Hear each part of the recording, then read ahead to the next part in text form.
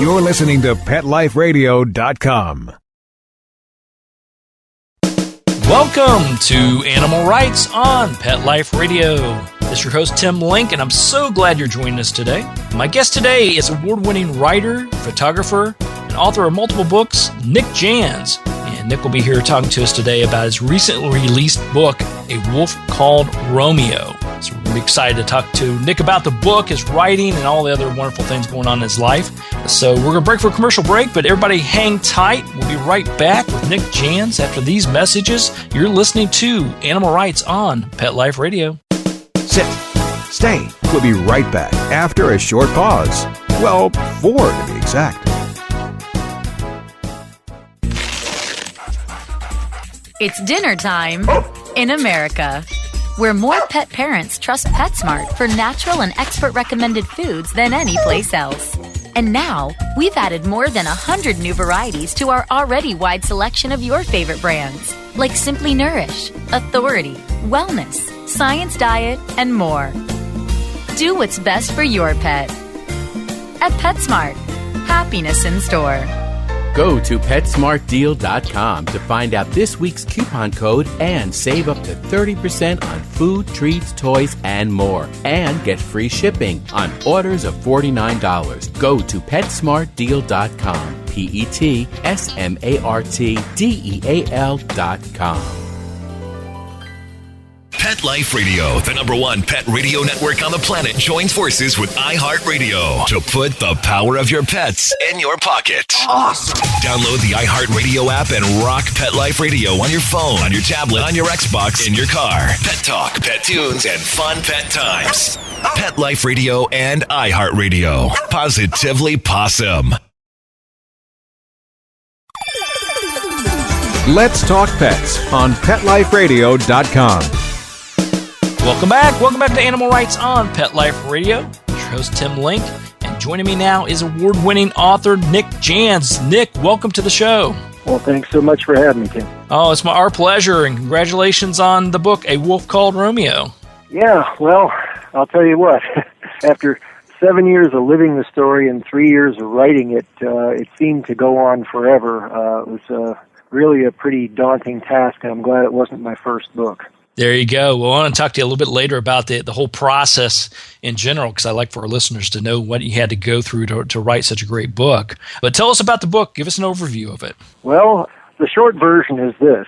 A 120-pound, totally wild wolf shows up outside our door one day on the edge of Juneau, Alaska, which is the state capital, population 30,000.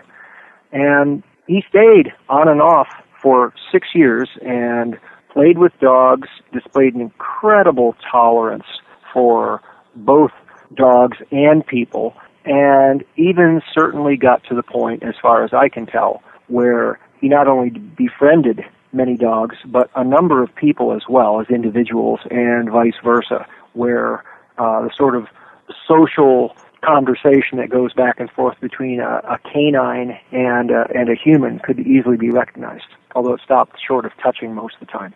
Okay. This book is the story of his life among us, and I hate to put in a spoiler here, but ultimately of his death. This is one of those books. It's 3 pages in, if you're an attentive reader, you know that the Titanic sinks, and it's just one of those things. But that's one of the messages and one of the issues that I deal with, and I use the wolf, this particular wolf and his life, as a lens for looking at human-wildlife relations, human-wolf relations in particular. Such things as, can you be friends with a wild animal? Should you be friends? What are the ups? What are the downs? And all of the folklore, the natural history, the biology, the everything is all woven into this story. And it was really quite a weave job to get it all to hold together.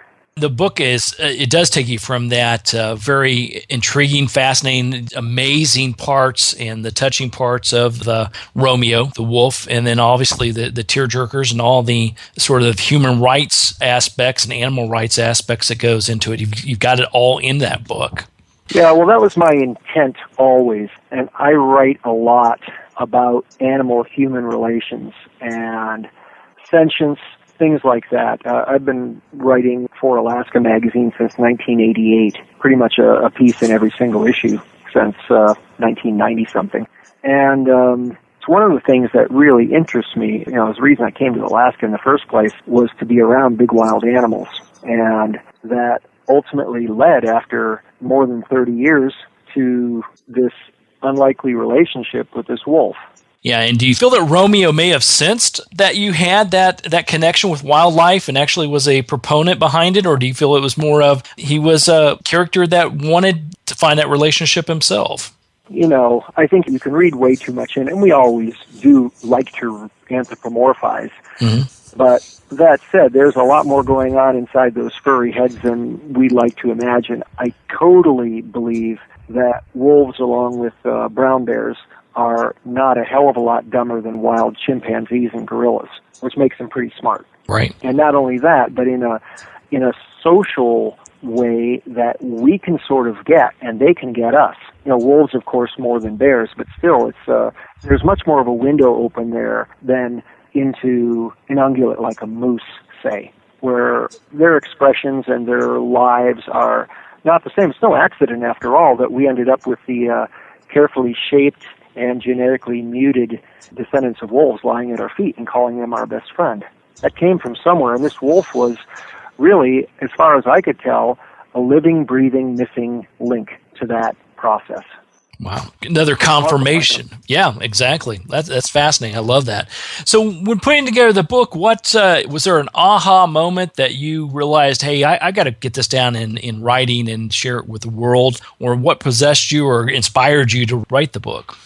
Well, you know, actually, it's more the other way, is what compelled me not to write it. Because, first of all, it was a very difficult story in which I had a very personal involvement. I don't shy away from that, but I didn't know how to make it a book. And at first I did not think it was possible, because it didn't have a standard story arc. I mean, it goes like this. A wolf shows up. Oh, wow, there's a wolf. Oh, my God, there's a wolf. We're in trouble, and he's in trouble. And this continues over and over and over again in a circular motion for 6 years. So how do you make a story out of that? You know, because we already had the aha. I mean, it was far from my first wolf. I'd been around, I'd say well over 100 wolves, including way up in the Brooks Range and totally on my own, having a pack of wolves hanging around my camp and walking through it and picking up sticks and acting like they wanted to play and things like that. And we're talking about way the heck out in the Brooks Range, where It's quite likely these wolves had not encountered other people, or at least many of them hadn't. I had a long, long history with wildlife in general and wolves in particular, including, a former life traveling long distances with Inupiaq Eskimo wolf hunters and getting very, very good at finding wolves and regrettably at the other things too. And it wasn't like I turned over a new leaf. I didn't like it. I didn't like parts of it from the word go, but it was incredibly exciting, and I was young. But I felt myself shifting away, and it wasn't long after that. I don't know, maybe it took me about 10 or 15 years before I decided I'm not going to go on any more wolf hunts. And I ended up being the sponsor for a ballot measure to stop the state from using airplanes to shoot wolves over huge areas the sizes of the Midwestern states to theoretically make more caribou and moose, which I thought was a fool's errand. Absolutely. So this wolf was just part of a long journey, and there really was no, I don't know. You notice that in talking about the book, it's pretty hard to stay on point because everything just goes around in a circle and around in a circle. Everything from, what's the aha moment? Well, there really isn't one. To, what possessed you to write this book? Is everything pushed against it, but at the same time, I knew that it was an important story, and I knew that probably it was the central story of my life in Alaska. And I've been here 35 years. But it was just the difficulty and the emotionality of it that kept it from me and made it so difficult. And it was supposed to take a year. It took me 3 years to write. And that was after the 7 years of, first of all, Romeo's life, and then the year in the aftermath of his death, and trying to bring some sort of semblance of justice and closure to something that refused it. Looking back at it now, after all this time, 10 years has passed, is there any life lessons, or is there a key life lesson you've learned from just this whole event that you could share with people? Well, I was more reminded of life lessons. I already knew the world wasn't fair and that deserve has nothing to do with anything. And I already knew that we're the most dangerous thing on this world. It just reminded me of those. But I think the lesson that it offers to all of us, and certainly drove home to me, is that every wild creature, without getting too greeny-weeny and touchy-feely, is a living entity, and each one of them is just incredible in their individual intelligence and complexity, even if it's something as strange and relatively inaccessible as, say, a varied thrush, or much more seeming so, like the grin a wolf gives you when he's trotting up to say hi, which would remind you exactly of the same facial expression and the same body language that a lab would have. So it's just this tie, and that we're at a kind of a sad spot on this world. It seems like there's a lot of wild stuff and a lot of wild places, but in my lifetime, I've seen the numbers of wild tigers and wild lions and wild elephants and wild wolves in general plummet. And we're in the process of eradicating every large carnivore.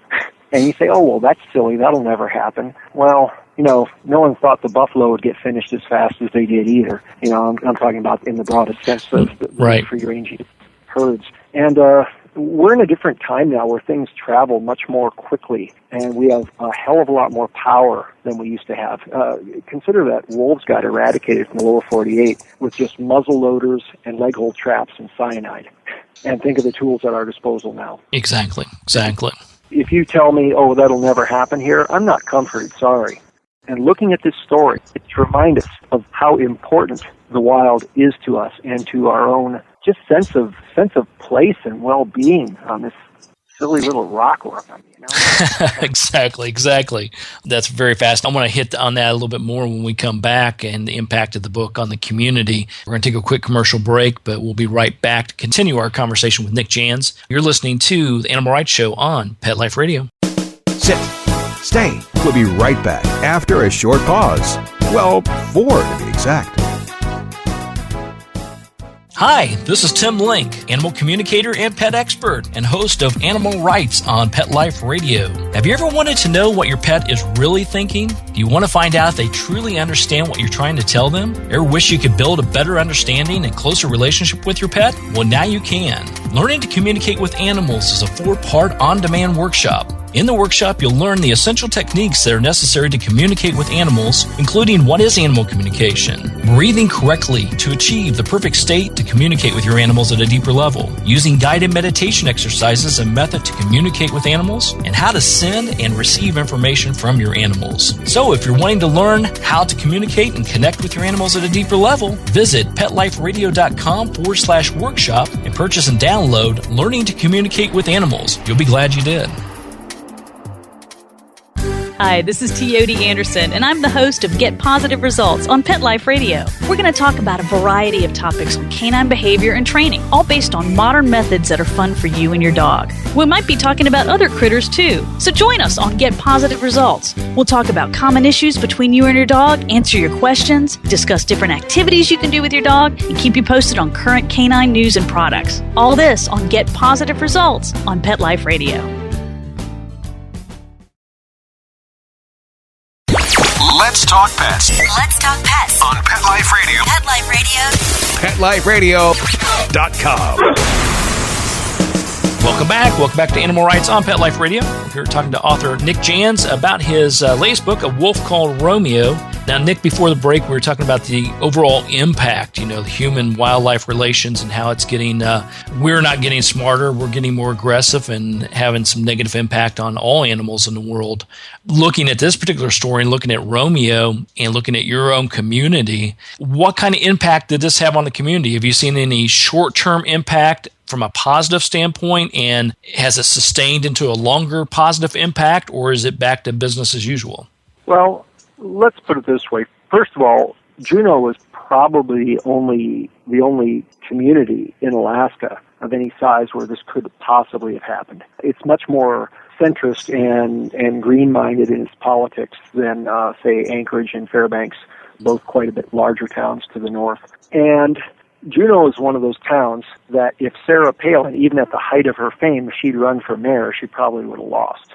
And I'm not saying that in some light way. I mean, actually, I'm certain she would have lost. I've always liked Juneau, just to let you know. Yeah. Well, and then that doesn't mean that there wasn't still, I would say, a 60-40, I would guess, split as to people who thought wolves as a good thing to people who didn't, but there's a sliding scale. It's not like everybody is hell yes and hell no. The great majority of people are really pretty much unengaged about an issue like that. And it's the passionates on either extreme that play tug of war for the souls of the rest, right? And nonetheless, I'd say this. In a town of 32,000, which highly values its coffee and beer, there's a coffee named after the wolf, and there was a beer named after him, with a silhouette of him in triplicate on the label. And there are 2 roads named after him. There's a bronze plaque cast by a master sculptor out on the trail to Nugget Falls, where thousands of people, as a matter of fact, hundreds of thousands of people see it yearly. And if you walk into homes all over Juneau, and I mean really all over, you're pretty damn likely to come across a picture of Romeo hanging on a wall somewhere. Wow. It's really pretty amazing. I mean, he became our de facto mascot and definitely left his imprint. And right now we're in the process of trying to raise the money to have an exhibit of his hide, which was confiscated from the killers, turned into a museum-quality exhibit out at the visitor center at the Glacier, which was the area where he frequented. I have mixed feelings about that, even though I'm the one who's been pushing it forward, because it's sort of like seeing your dog or one of your buddies up on the wall there. Yeah, absolutely. But on the other hand, as my wife Sherry put it, well, it's all we have left of him. Right. Right, and viewing it as another honor for him, obviously, it's right. That would be tough. But it's amazing when you not only read the story and see the impact, and that's why I wanted to ask you that question. A lot of times when we see stories like this, not necessarily exactly like Romeo's, but stories where the animal comes in, they change the mark on people or a community, and then after a short while, it's people tend to forget. And I applaud you and the folks of Juneau for not allowing that to happen. Allowing it to be a major impact. I don't think it has at all. And not only that, but this book, which has just been out a couple of months now, not a week goes by where I don't get a couple of impassioned emails, and from as far away as Brazil, people I absolutely don't know, who are the most common sentiment actually is to thank me for writing the book. And this is my 11th book, and I certainly have gotten lots of reader email, and they're always engaged, and I want the reader to be engaged, and I write with my heart on my sleeve. But this is different. People seem to value this story and for the message it carries. And I'm very heartened by that and humbled as well, because that just doesn't happen all the time. And, really, without belaboring, of course, writing is what I do for a living, but this was one of those things. It's sort of like climbing Everest on your elbows. It's like, why the hell would you do that? And the last 3 years, I put my life on complete hold. I didn't go out and do things. I went to the dermatologist because I was worried about this weird kind of oozing thing on my backside, on my tailbone. And he peered at me when I pulled down my pants and said, "You got a callus." And this is a true story, absolutely. That was from sitting down and writing the book. And 6 months later, that callus was gone. There you go. There you go. Yeah. So sometimes you had to put up with a little bit of a pain in the rear to get your message across is, I think, a good message. That's one way of putting it. There you go. Yeah. Well, let's talk to you a little bit about your writing and writing styles. Obviously, as you said, this book, you've written 11 books, and you write regularly for Alaska Magazine and other publications. Talk to us a little bit about the nuances and the differences between writing a book like this and writing a publication where you have to have deadlines and things of this sort that you have to get. Well, actually, I wrote this the same way. I craft words. I believe that the words are every bit as important as the story you're telling. Many writers just use words as a convenience, a way of telling the story, and the words aren't that important. To me, the words are the story, and they convey emotion. They can convey visual and other sensory impacts. And so I write in a very simple style. Basically, I want my writing to sound like you're listening in on a story being told at a bar. It's a conversational tone of voice. It's visual, and although you can't see my gestures or, my facial expressions, I want the reader to see where I point, but see for themselves. I don't want to tell them what to see. I want to show them, and I want them to feel things and experience it along as if I were merely sort of a guide, but they experience the story for themselves as immediately as possible. And writing like that, writing in a conversational style, is disarmingly difficult. And if you look at pretty much all of the people who informed my writing, they wrote in the same way, and that includes Shakespeare. And everyone says at that point, say what? Shakespeare? And if you think about Shakespeare, all of Shakespeare's great lines, his memorable passages, every single one of them are in 1- and 2-syllable words in third-grade vocabulary. We are such stuff as dreams are made on, and our little life surrounded with a sleep. Or out, brief candle, life's but a walking shadow. Or good night, parting is such sweet sorrow. That's Shakespeare. Right. And it's the power of simple words put together in a musical fashion. And I believe strongly in the music of words. My writing is meant to be read aloud. Although that means that if it passes the read aloud test, it'll work just fine reading to yourself. There you go.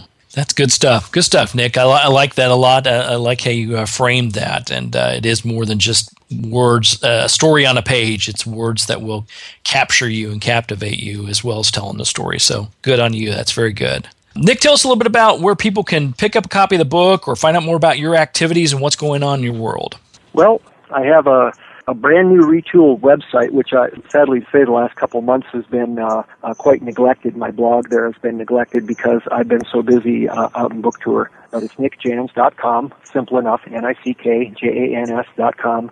If you Google Romeo, up a bunch of stuff will come, including a YouTube video clip, and more than one, but there's one official one for the book. The book just went national at Costco's, where it's available for a ridiculously low price, but it's also available at your favorite local bookseller, and I strongly urge you to support your local bookseller. And of course, it's available online at the usual places like Amazon.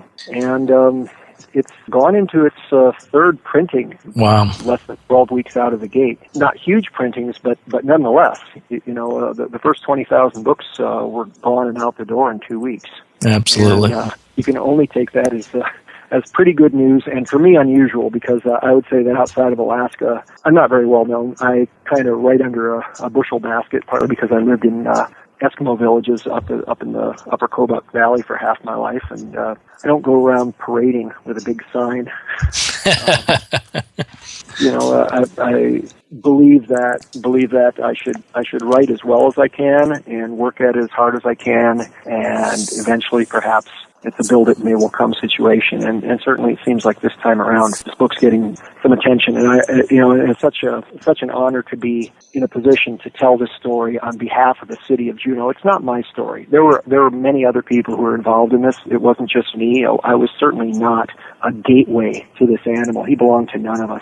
It's just a matter of, you got it down on print so more people that couldn't experience it in real life actually can experience it through your work. So good job on that. And everybody go pick up a copy of the book, A Wolf Called Romeo by Nick Jans. Follow Nick on his website, nickjans.com. Good stuff, Nick. We appreciate it very much. We look forward to seeing the next book, not to put any pressure on you.